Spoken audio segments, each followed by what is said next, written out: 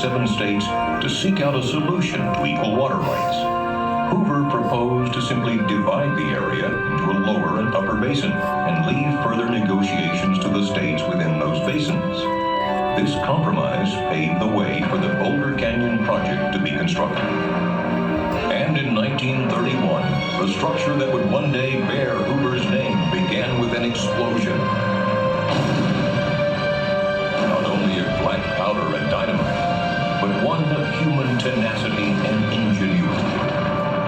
It was the largest single contract awarded to that time by the federal government. It took the combined resources of 6 companies, forged into a single contracting entity, to undertake the mammoth project. But before the first shovel of earth could be removed, the Colorado River had to be diverted from its timeless path. The key was to cut 2 tunnels through the canyon walls on each side of the river, each 56 feet in diameter and approximately 4,000 feet long. The 4 tunnels took 2 years to complete.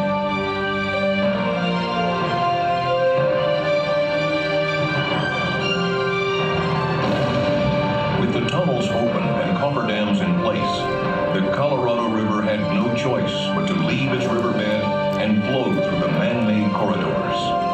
With the river diverted, steam shovels dug through as much as 135 feet of silt, mud, and gravel to reach bedrock. And there, Hoover Dam began as a simple square wooden form filled with concrete, followed by more than 3 million cubic yards of concrete over the next 2 years.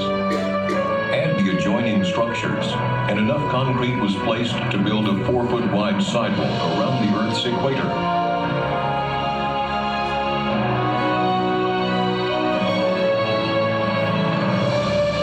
Heat from the setting concrete was predicted to take more than 100 years to cool, but engineers fashioned 1-inch steel pipe inside each concrete block before it was poured.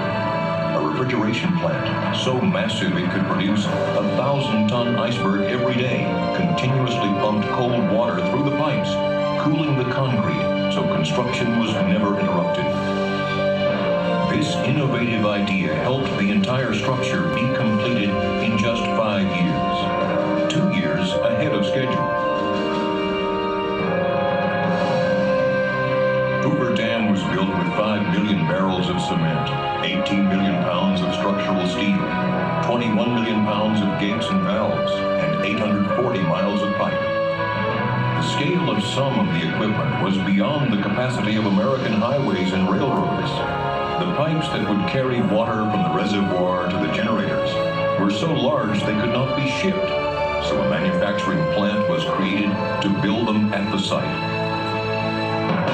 An infrastructure of highways, railroad tracks, and power lines had to be created to move men and materials from outlying areas to the dam site and to supply electricity for construction. An entire town was needed to house the workers who were pouring in from all over America in the midst of the Great Depression. The project averaged 3,500 workers a day, working 3 shifts, 7 days a week with only 2 days off a year. The pay scale started at $4 a day, a good wage in the midst of the Great Depression sweeping America. Amid the country's economic uncertainty, the workers in this canyon gave new life to the nation's spirit, as they gave new life to the desert Southwest. Some call it the most prodigious engineering construction feat since the Great Pyramids of Egypt. When a U.S. Senate committee endorsed construction of Hoover Dam in 1928, its report said, "A mighty river, now a source of destruction, is to be curbed and put to work in the interests of society." And so it was. Hoover Dam brought the desert flood control, a reliable supply of water, electrical power, and more. Behind a 726-foot-tall concrete face lies Lake Mead, America's largest man-made lake. Born out of the collected waters of the Colorado River, it could cover the entire state of Pennsylvania to the depth of 1 foot. But held behind Hoover Dam, it is a life-giving source for communities throughout the Southwest. On its way to meet downstream needs. Thousands of gallons of water per second flow from Lake Mead through the dam's 17 giant turbines, producing clean, non-polluting hydroelectric power. Hoover Dam produces almost 4.5 billion kilowatt hours of electricity each year, enough to serve the needs of over 1 million people. The sale of this power has repaid the entire cost of constructing Hoover Dam and continues to fund the yearly operating and maintenance costs as well.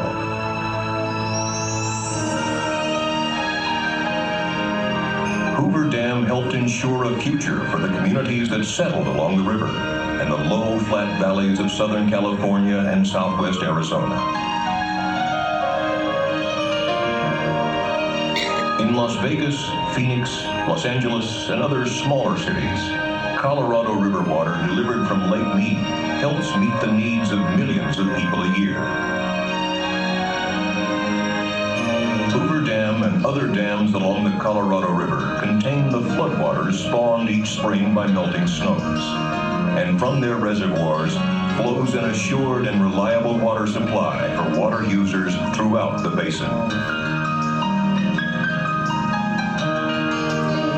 Combined with the warm climate and rich soils of the lower Colorado River Basin, water from Lake Mead has created some of the most productive farmland in the country.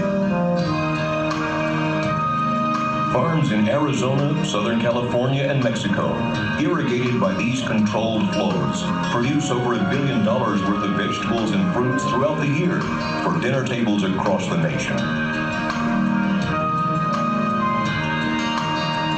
The clear reservoirs and controlled river stretches resulting from construction of Hoover and other dams have created year-round recreational opportunities at the National Park Service's Lake Mead Recreation Area and other locations along the Colorado River. Hoover Dam first helped create and now helps sustain the high quality of life enjoyed by millions of people in the desert Southwest.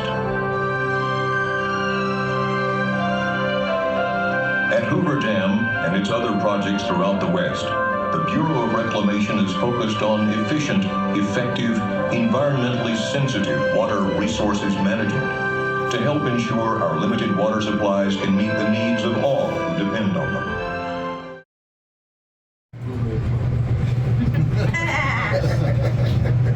All right, good folks, how is everybody today? Good. All right, that's pretty good. So we can do as many as 80 people every 10 minutes. Annually, we have 750,000 guests per year, and they all start on this very journey. We're descending 54 stories into Black Canyon right now. So when the doors will open, it's going to reveal kind of a cavernous looking cave type of environment, a natural rock. We're going inside the actual diversion tunnels down below. Rosie's group, tight to the right. Well, and we're 54 stories into Black Canyon right now. So if we look about where we are with present day, we're seeing this as a nice, cozy, and dry exhibit space fashioned within an underground tunnel, okay? But if we were here in 1933, it'd be a totally different scene. This entire tunnel would be filled with Colorado River water. Ladies and gentlemen, where we are is in the first step of construction of the construction site of the Hoover Dam. You can't very well build a dam in the middle of a moving river. You have to first move the river out of the way. So they made 4 tunnels to achieve that purpose. This tunnel is 56 feet in diameter, lined with 3 feet of concrete. That's what you can immediately see here. Each of the tunnels is 3/4 of a mile long, and this is a very dangerous job to blast these out. They had to blast them out with dynamite. It took 2 years alone just to divert this river in these 4 tunnels. We are now inside the Inner Nevada Diversion Tunnel. So this yellow line here, this is the hallway that we just walked through, and now we are here in the Inner Nevada Diversion Tunnel. So let's look at this map. Everything we see in black are the canyon walls. And if this map was larger, we'd see the Colorado River coming down this way.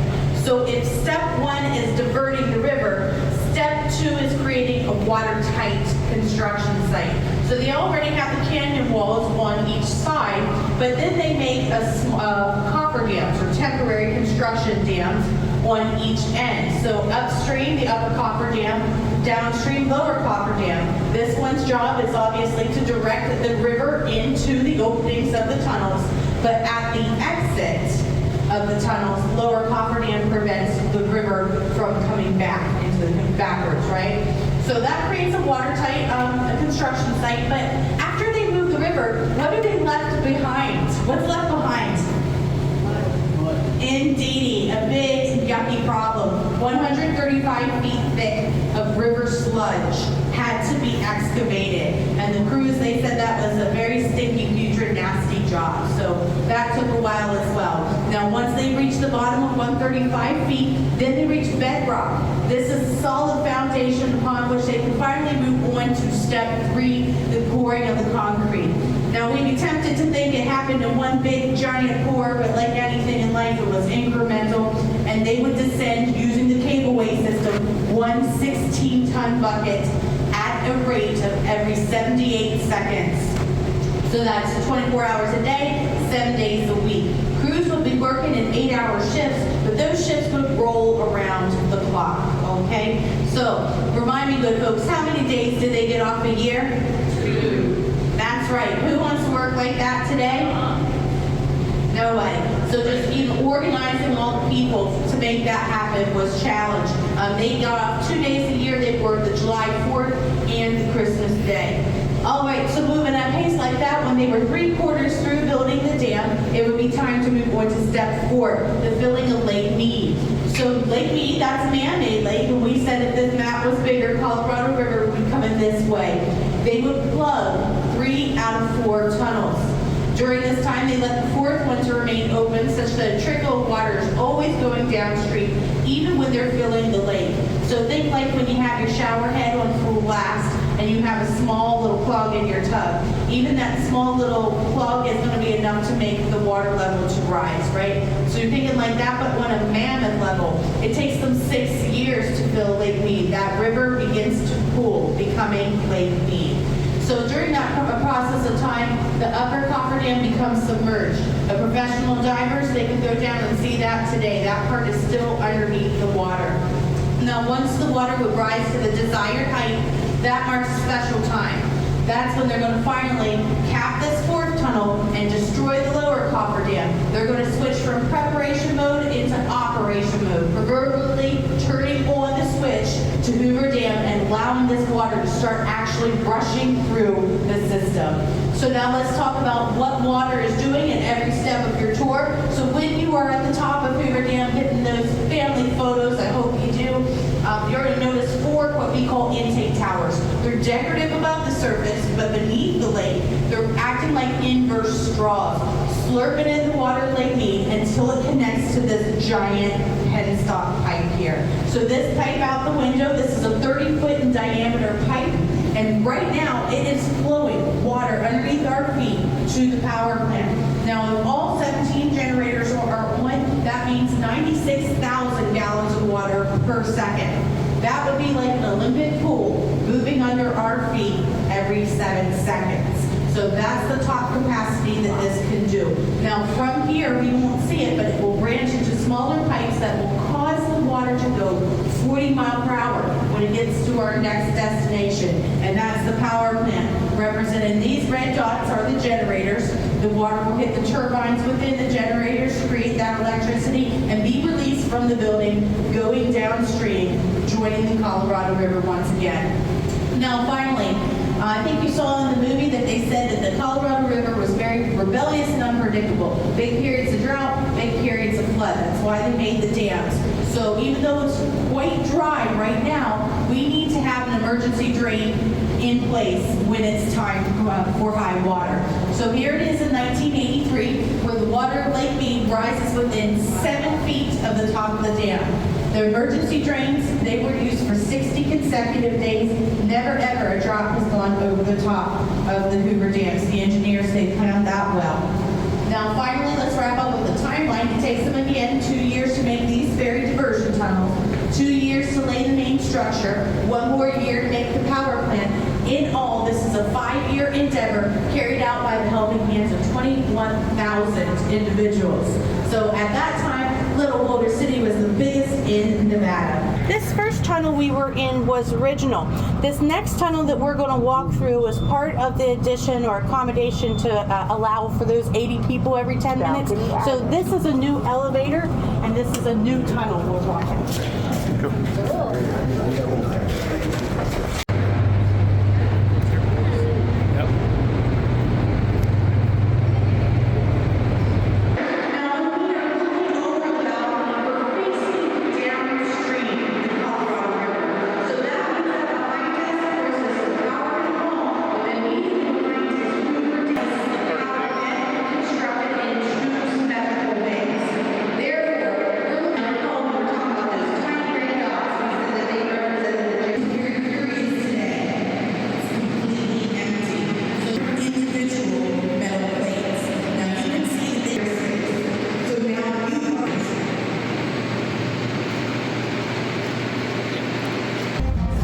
Enough water to flood the state of Connecticut 10 feet deep.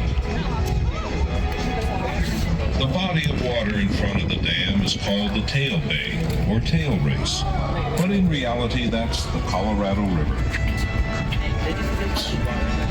This is where the water is drawn from hundreds of feet below the surface of the lake.